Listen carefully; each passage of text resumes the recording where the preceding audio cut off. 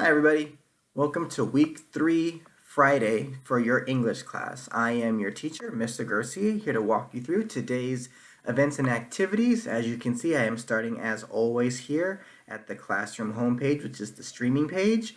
Check for any announcements here that might be necessary for you guys. Otherwise, if you don't see anything new in there, go ahead and click into your classwork to go ahead and get started for the day.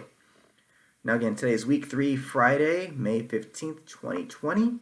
Go ahead and click that and open it up, and you will see a little message from me about what we're doing today. It says, hello everybody, great news, there's no PowerPoint today. Instead, today it is time for your second summative assessment. This is a selection test from the readings Romeo and Juliet Is a Terrible Play and Defending Romeo and Juliet that we've been looking at for the last week or so. The test is 20 questions and it is all multiple choice. And because I'm so nice, I've made this an open book test, and I've added links for the readings and the audio accessible versions down below. I've also created this video that you're watching right now of me walking through the test, reading the questions, directions, and possible answers for you in case you need that extra support. Please make sure you submit it when you are finished. If you have any questions, as always, please feel free to reach out to me in the Google Meet, type your questions in the classroom stream, or email me at jason.garcia@animo.org. So good luck and may the force be with you. Now let's go ahead and take a look at the links that we have here for you today. So this first link here on the top left, if you click that, this will open you up to your selection test. It looks like this. And again, it's 20 questions, all multiple choice, and I'm going to do a read-through of pretty much the whole thing for you in just a second. I want to go back to the classroom real quick and show you the two other links that are here. This one right here on the top right is the readings for the Romeo and Juliet. So if you click that, it will pop up the same document you guys have been looking at for the last week or so. Remember, it's 2 readings on 1 document. So the first reading comes first, of course, which is Romeo and Juliet Is a Terrible Play. It's about the first 2 pages of the document here. As I scroll down, you'll see it's not too long. Once you get to page 3, you will see the second reading, which is In Defense of Romeo and Juliet. Now, this is the remainder of the document is this reading, so if you scroll down, this one is a little bit longer than the first one, but you guys should have all gone through this already, so you should have a decent idea of what this is all about already, and you shouldn't need to go back and reread everything word for word. Now, lastly, the bottom left, if you see where it says this green tab right here, Pearson realized this Romeo and Juliet Is a Terrible Play. If you click that, it should take you to the Pearson Realized page that some of you have also seen before and have utilized as we've been doing these readings. Again, it's 2 readings on 1 page. So the first thing you're going to see is the first reading, which is Romeo and Juliet Is a Terrible Play. The audio button for you is here. Go ahead and click play, and it will play through the readings. Make sure to try to follow along as the audio is playing. Once that one finishes, you will come upon the second reading, In Defense of Romeo and Juliet. And it's the same thing here. Go ahead and click play, and it will read it to you. Follow along with the reading as it goes, okay? But again, most of you should have read this at least once or twice by now and should have a pretty good idea of what the plays or what the stories are about. All right? Now, let's get back to your selection test. So, again, this is for Romeo and Juliet Is a Terrible Play and In Defense of Romeo and Juliet. Now, there's going to be a few different sections to this test. So the first section here is the comprehension section. So what you're going to do is you're going to read the questions and identify the choice that best answers the question. Please type your answer on the highlighted blank line. So whatever your choice is, A, B, C, or D, just click here and type whatever your answer is, A. And that's how you're going to submit your answers for this, okay? First one is A, maybe it's not. I just put that as a quick example. Let's delete that. So yeah, make sure you're typing your answers in here on these highlighted yellow lines, okay? Now, the first question says, the author of Romeo and Juliet Is a Terrible Play was inspired to write her piece by an upcoming Broadway production of Shakespeare's play. Which statement best describes the one aspect of the upcoming production that the author approves of? Is it A, the key roles are all played by women? B, the cast includes many African Americans? C, the play script has been substantially altered? Or D, the tickets are inexpensive enough for students? So A, B, C, or D, whenever you've made your selection, you can type your answer right up here in the box.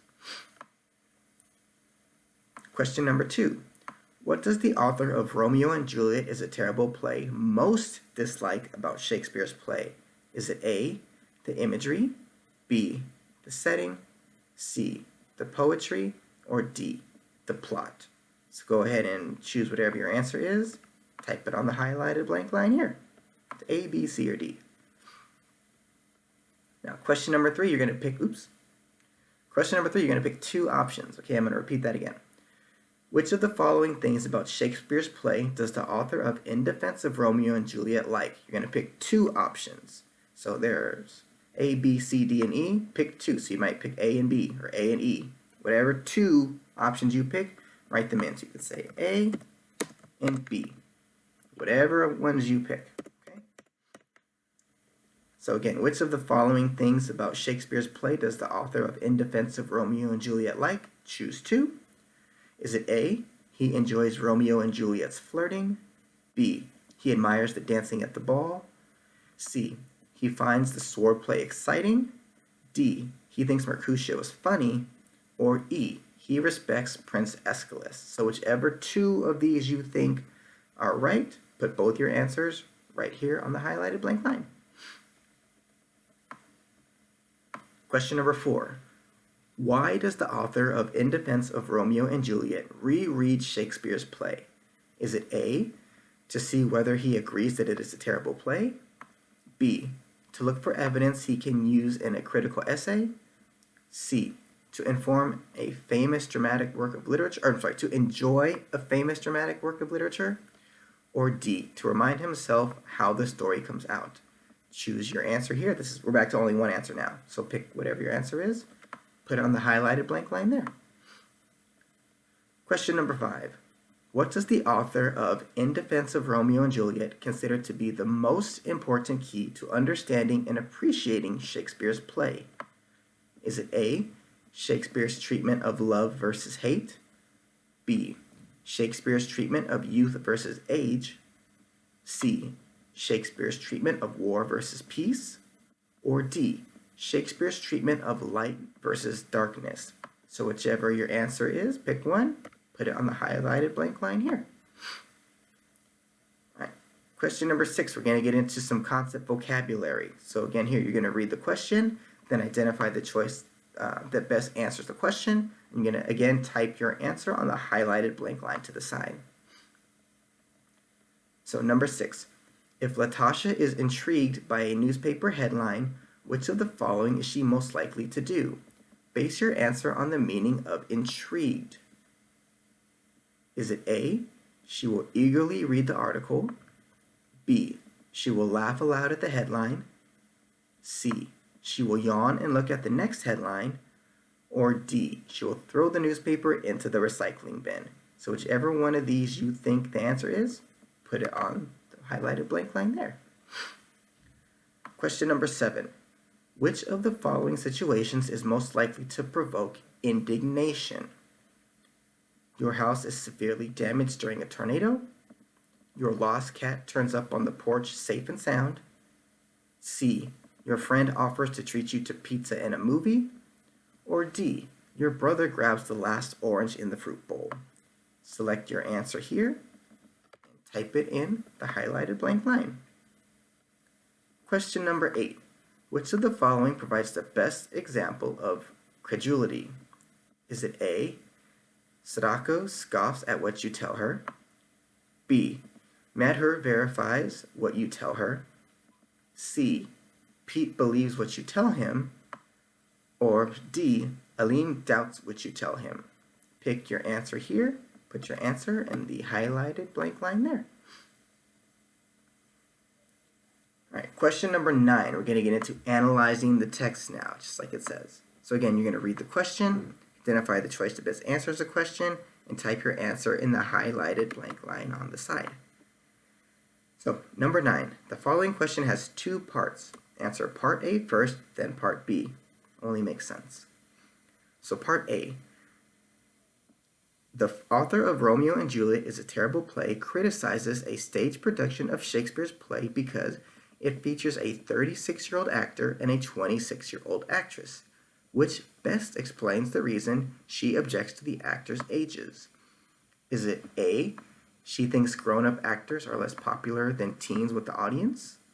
B, She thinks playing teenage characters makes actors look less talented. C. She thinks the actors are too old to be believable as romantic leads. Or D. She thinks it's inappropriate to cast adults in these particular roles. Pick one answer, put it in the highlighted blank line here. Now, part B. So this is the follow-up question to the question you just answered. Part B. Which of the following quotations from the essay best supports your answer to part A?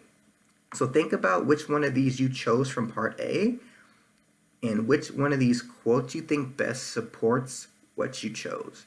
So is it A? And as much as I want to see more interracial couples in pop culture and more diverse casts on the stage and screen, I don't want to see them cast in material that is so horribly depressing. Is it B? Maybe this works on the page when we're not forced to watch actors and actresses who are clearly in their 20s and 30s behave like early teenagers. Is it C?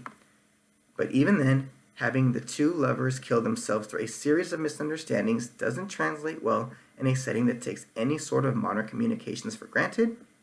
Or D. But beyond that, the vision of Romeo and Juliet's deaths uniting their families is an adolescent fantasy of death solving all problems. A. Won't they miss me when I'm gone pout. So again, which one of these quotes do you think best supports your answer to part A? So choose one, type it in the highlighted blank line. Question number 10. The author of Romeo and Juliet Is a Terrible Play describes West Side Story as the best modern riff on Romeo and Juliet because Maria lives after Tony's death instead of killing herself as Juliet does. Which best describes the author's reasons for finding Maria's choice more admirable than Juliet's? Is it A, the author believes Maria is not as practical as Juliet? B, the author respects Maria for being older than Juliet? C, the author thinks Maria shows more courage than Juliet? Or D, the author appreciates Maria for being more emotional than Juliet? So pick one, type your answer on the highlighted blank line here. Question 11. Read the following sentence from In Defense of Romeo and Juliet. So this is a quote.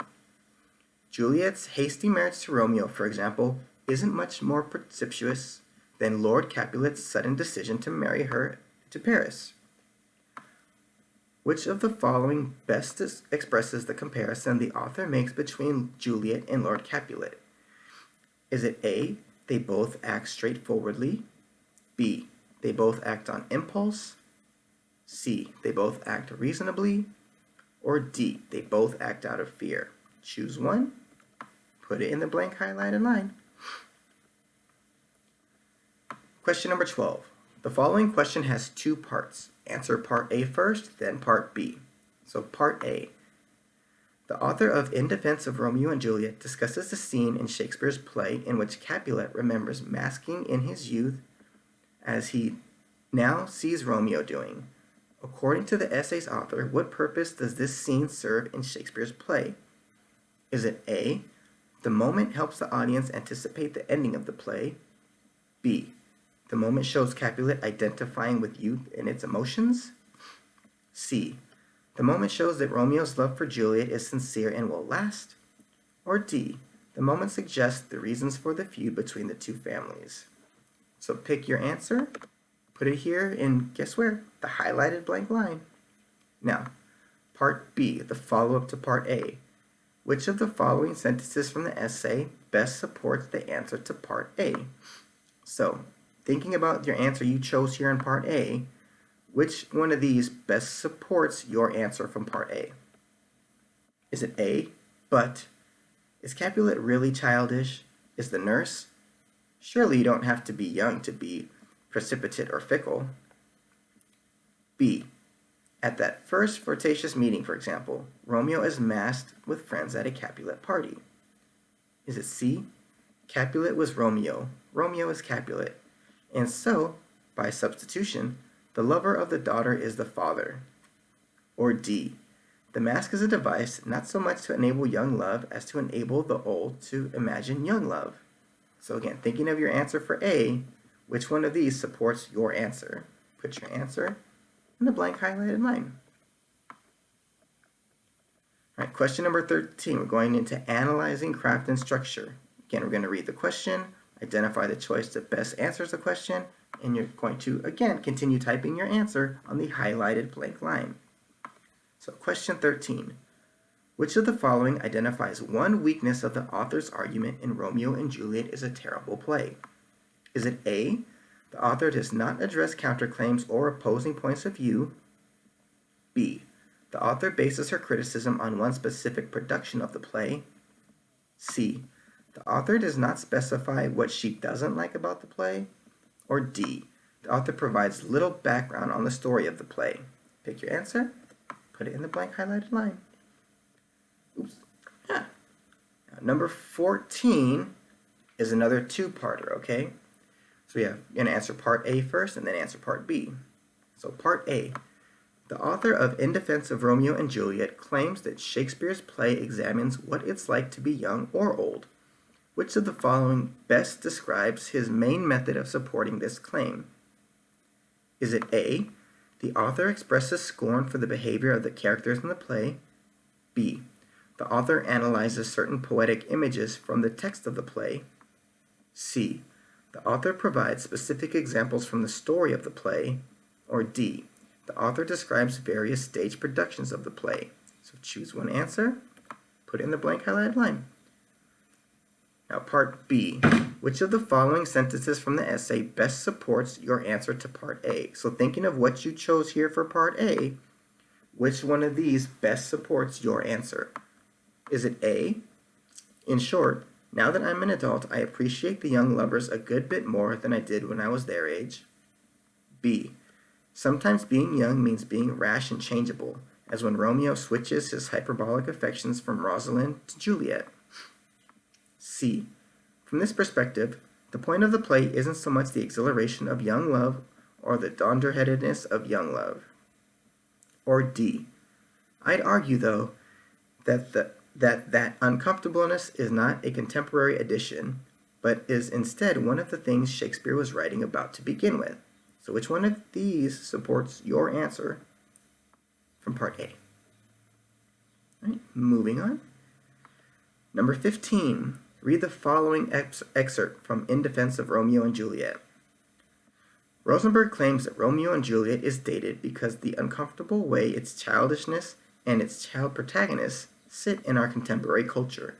I'd argue, though, that uncomfortableness is not a contemporary addition, but is instead one of the things Shakespeare was writing about to begin with. Which of the following techniques of criticism does the author employ in this excerpt? Is it A, he acknowledges a counterclaim in order to oppose it? B, he provides background on the story of Romeo and Juliet? C, he quotes the play text in order to support his main argument? Or D, he provides a specific example in support of a claim of his own? Choose one, put it in the blank highlighted line. This is our last section, I believe, word study. So read the question again, then identify the choice that best answers the question, and we continue putting our answers in the highlighted blank lines to the side here on the left. So number 16, given your knowledge of the Latin root cred, which is the most likely definition of the verb to credit.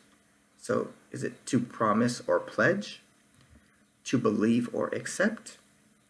C, to purchase or buy? Or D, to state or define? Pick one, put your answer here, highlight a blank line. Number 17, the Latin prefix in can be used to mean not.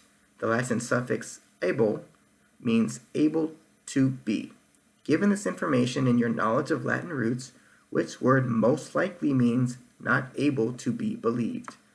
Is it A, inaudible? B, incredible? C, insensible? Or D, intangible? Pick one, put it in the blank highlighted line. Now, language development, author's style. Here we go, this is the last part. So again, read the question, then identify the choice that best answers the question and type your answer on the highlighted blank line. Now, number 18. Read the following dialogue excerpt from Romeo and Juliet quoted in Defense of Romeo and Juliet, then answer the question below it. So this is the excerpt. Juliet says, "For saints have hands that pilgrims' hands do touch, and palm to palm is holy palmer's kiss." And Romeo says, "Have not saint lips and holy palmers too?" What does the use of the transitional word "and" signal? And it's highlighted here. So what does the use of the transitional word "and" signal? Is it A, contrast between ideas, B, summing up of previous ideas, C, addition of a further example or idea, or D, cause and effect relationship between ideas? Pick one, highlight a blank line. Question 19. Read the following excerpt from In Defense of Romeo and Juliet, then answer the question below it. So the quote is, "That is some searingly saucy banter there. I'm with Romeo. I'd fall in love with that. In short, now that I'm an adult, I appreciate the young lovers a good bit more than I did when I was their age." So, what does the use of the transitional phrase "in short" signal? Is it signaling A, comparison between ideas, B, introduction of a new idea, C, summary of ideas stated previously, or D, cause and effect relationship between ideas? So pick one, put your answer in the highlighted blank line. And last question, number 20. Read the following short passage, then answer the question below it. So the passage is, "The plot of Romeo and Juliet is weak, I admit. On the other hand, Shakespeare's poetry and imagery still leave audiences spellbound with their beauty." What does the use of the transitional phrase "on the other hand" signal? Is it A, contrast between ideas, B, addition of a new idea, C, summary of ideas stated previously, or D, cause and effect relationship between ideas? Choose one, put it in the highlighted blank line. Once you are finished, again, make sure you are submitting and turning in your work so I can have it to grade. And other than that, that's what we have for today. So good luck with your tests. Again, if you need it, the readings are there. You can use those. And may the force be with you. Have a good weekend.